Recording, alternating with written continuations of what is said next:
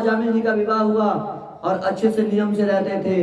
एक दिन क्या हुआ कि पिताजी ने कहा कि फूल लेकर आइए बेटा जल्दी, पूजा में सामग्री में देर हो रहा है। और जंगल में गए फूल लाने के लिए, तो एक दृश्य देख लिए।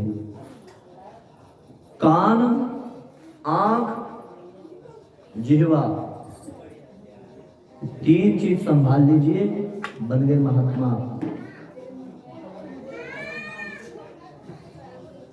हमने एक दिन स्वामी से पूछे थे, स्वामी जी इंद्रियों को जीते कैसे? जो हमारी इंद्रिया है उसे जीते कैसे? तो स्वामी जी ने एक बात कहे थे, आंख बंद कर लेने से ही इंद्रिया नहीं जीत पाएंगे।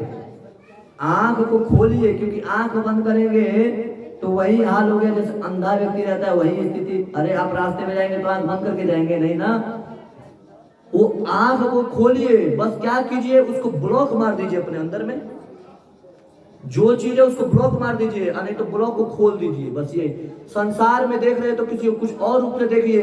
अगर इंद्रियों को जीतना है तो ब्लॉक को खोल दीजिए, नहीं तो ब्लॉक को भीतर में दबा दीजिए।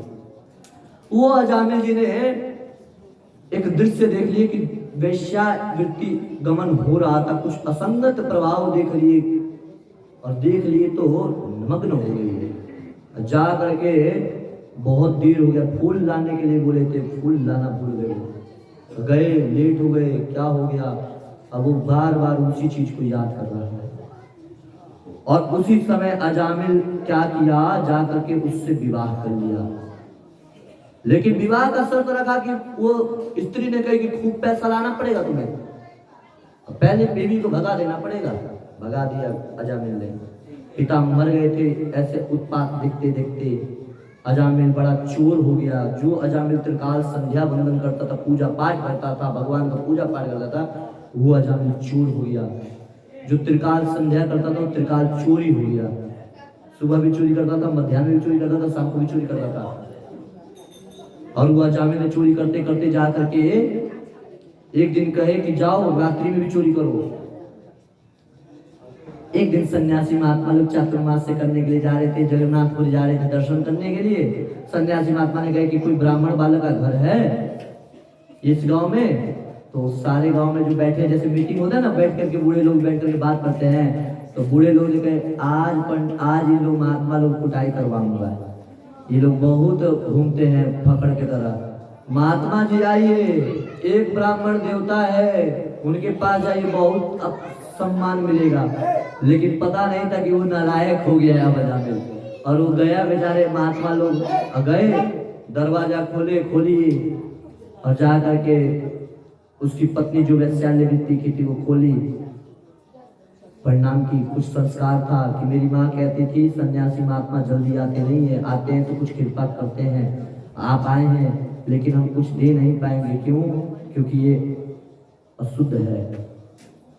तो बेटी कच्चा ही दे दीजिए। तो कच्चा चावल दिया गया, प्रसाद बनाए और विश्राम करने लगे।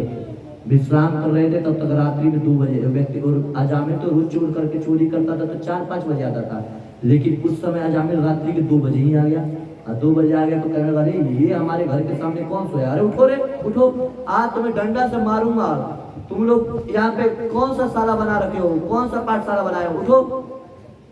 उठ गई ये अजामिल की पत्नी, उठ गई। अजामिल की पत्नी ने कही शांत रहिए, देखिए पति कितना भी तेज हो, लेकिन जब उनका चलेगा ना तो वो शांत हो जाएंगे। हजार करके पत्नी जी ने कहा कि बोल रहे हैं कि महात्मा को रहने दीजिए, रात को तो रहने। अच्छा आप कह रहे हो तो ठीक है, रहने देता हूँ। फिर हुआ सुबह हुआ, तो सुबह हुआ तो और हद हो गया। क्या हद हो गया?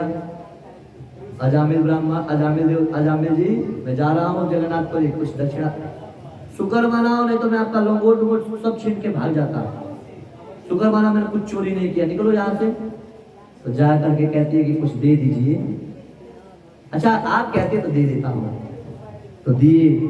क्या चाहिए? तो दक्षिणा में कहने लगे मुझे आपके कितने बेटे हैं? तो कहे 9 बेटे हैं, एक बेटा होने वाला है। अच्छा उस बेटा का नाम नारायण रखिएगा। अरे आप कौन होते हैं मेरे बेटे का नाम रखने वाले? मैं अपने बेटे का खुद नाम रखूंगा।